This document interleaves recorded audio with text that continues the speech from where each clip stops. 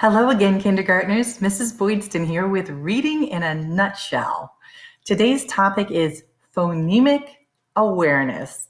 Now, I know we've been doing it all year long, but you still might not really understand what is phonemic awareness and why is it so important.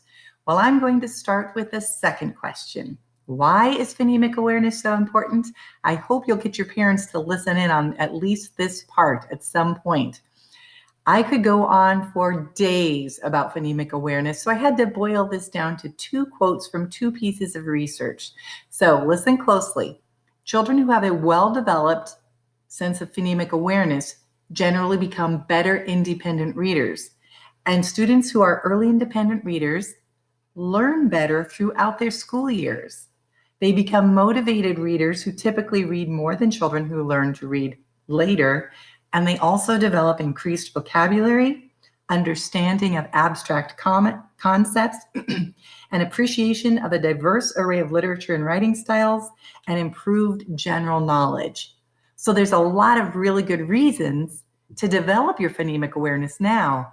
And here's the kicker. Conversely, poorly developed phonemic awareness is believed to be the single greatest cause of reading disability. So it's super important. But here's the good news. Whether you have phonemic awareness, whether you have fabulous phonemic awareness, or whether you struggle with phonemic awareness, you can improve yours. And the best part of all, it's fun. Phonemic awareness is actually fun to work on. At least I think so. There are at least 16 subsets of skills we could break phonemic awareness down into. But this is reading in a nutshell, so we're only going to focus on a few of them.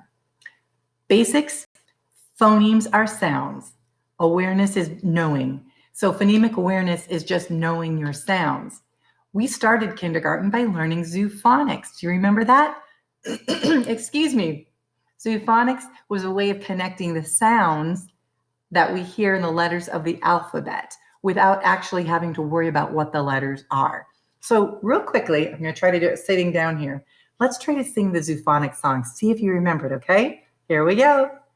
Ali, Baba, Katina, cat, Dee, deer, and elephant, Francie, fish, and Gordo, too. They all live at the zoo. Honey, horse, and anywho, jellyfish and kangaroo. Lizzie, Misty, Nigel too. They all live at the zoo. Olive, octopus is sweet. Pee-wee, penguin's tux is neat. Queenie, quail, and her babies too. They all live at the zoo. Robbie, rabbit, in no stew. Sammy, snake, and Timmy too. Umber, Vincent, what a crew. They all live at the zoo. Willie, Weasel, Xavier, Fox. Yancey, Yak just talks and talks. Zeke the zebra welcomes you to meet us at the zoo. Now, parents, that might have seemed craziness to you, but the kids use that song and those motions to connect the sounds that the letters make to their brains. And once you have the sounds in there, that's the most important part. From there, we could go on and identify the initial sound in a word. So let's do a few together. All right, if I say bat, what's the first sound you hear? B, b, b, like Bubba Bear. How about if I say the word crown? What's the first sound you hear? You hear a k, so that could be a k or a k.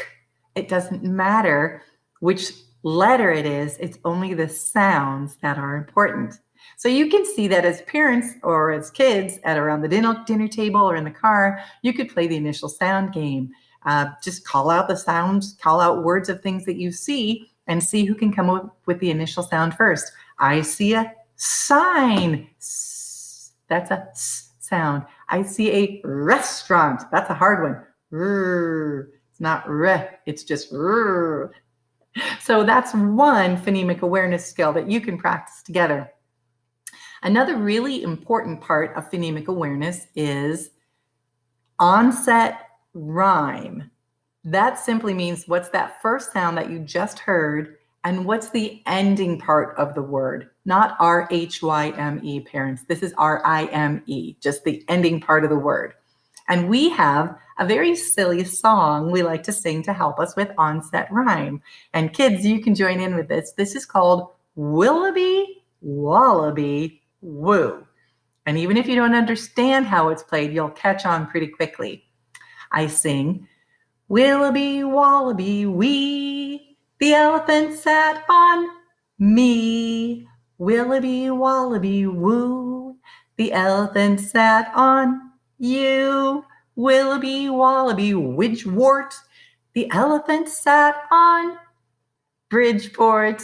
Willoughby Wallaby Wares, the elephant sat on the bears. And that's a hard one because anything could rhyme with airs, but you're still taking off the w, which is the first sound of every word in Willoughby Wallaby Woo, and replacing it with the actual sound. So you can change it around and use people in your family. Willoughby Wallaby Waddy, the elephant sat on Daddy. Willoughby Wallaby Wommy, the elephant sat on Mommy. Willoughby Wallaby Waby, the elephant sat on Baby.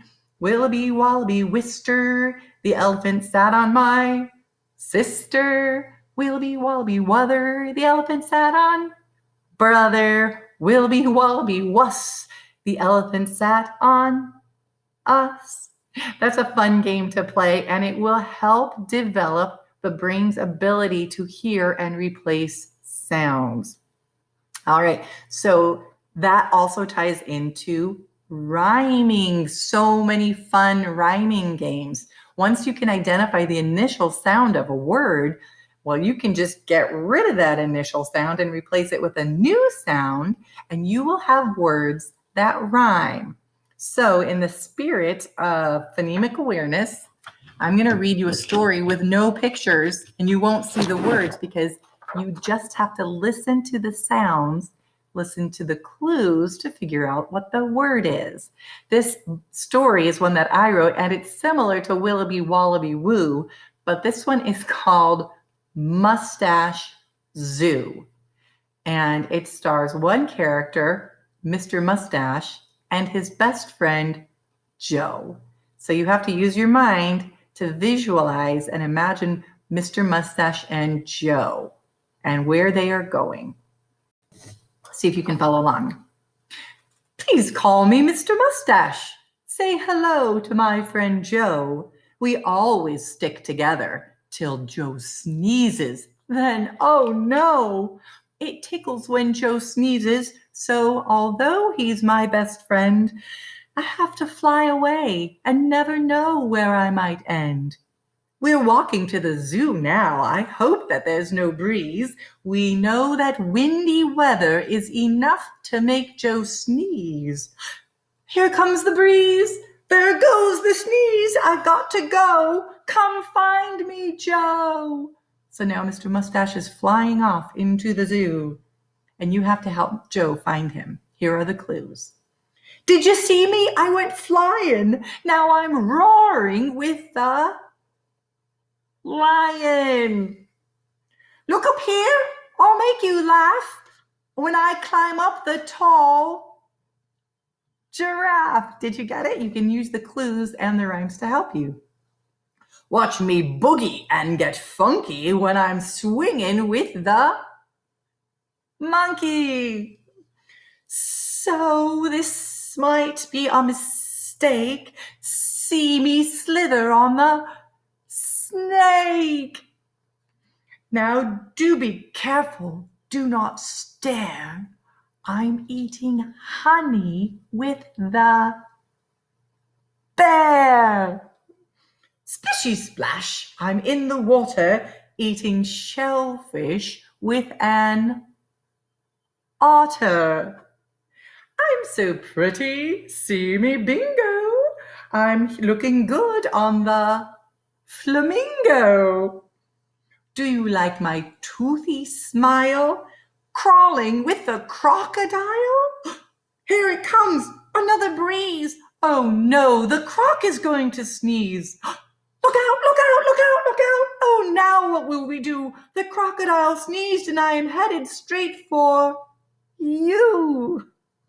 Oh no, I hear Joe calling. The zoo's about to close. I have to get back home, for I belong under Joe's nose. I have a great idea, but it all depends on you. Could you help Joe to find me? Let's both sneeze a big achoo. Then Joe says, I found you, Mr. Mustache. Thanks to you, our newfound friend. At last we're back together, which means this must be the end. And then there's a PS. It says, we're very pleased we've met you. You are full of wit and charm. We hope that you will join us when we visit Mustache Farm. If you were able to fill in those missing rhyming words by listening to the clues, that's working on your phonemic awareness. Parents, you can do this easily with any rhyming book you have. Read it together with your child and then start leaving out the rhyming words and see if your child can fill them in. All right, a couple other subset skills for phonemic awareness, and this one the kids will be very familiar with, is blending and segmenting. We often use our arms to do this. When you blend and segment a word, you have to think about the initial or beginning sound, the middle sound, and the ending sound. Now, obviously, many words have more than 3 sounds in them. So you could break it down further, or you could just talk about beginning, middle, and end. And remember, we're talking about sounds, not letters. The silent letters, silent E, the silent G, the silent K, they're going to really mess you up if you're trying to think about how something looks. So only think about how it sounds. Let's look at my shelf back here and see if we can't pull apart some of the words there.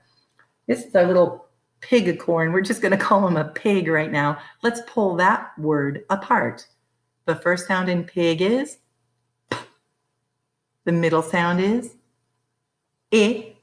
And the last sound is G. So we pulled apart the word pig into its sounds. P, I, G. Now, what if we wanted to blend a sound instead? I'm going to give you some sounds and you can practice blending them together. And once again, this will be something from my shelf back here. What do these sounds blend to form? D, A, G. Dog. You see Clifford the big red dog? So you can practice blending and segmenting words as well. If I have time, I will put together some more phonemic awareness videos with other fun games that you could play because I find it so much fun. You can also look it up on the web. You can look up anything on the web and find tons of information. But if you are still, working on becoming an emerging reader, if it's not clear to you yet, phonemic awareness is where you want to start. And if you are excellent at reading, phonemic awareness will help you keep your skills strong. I will see you on the next episode of Reading in a Nutshell.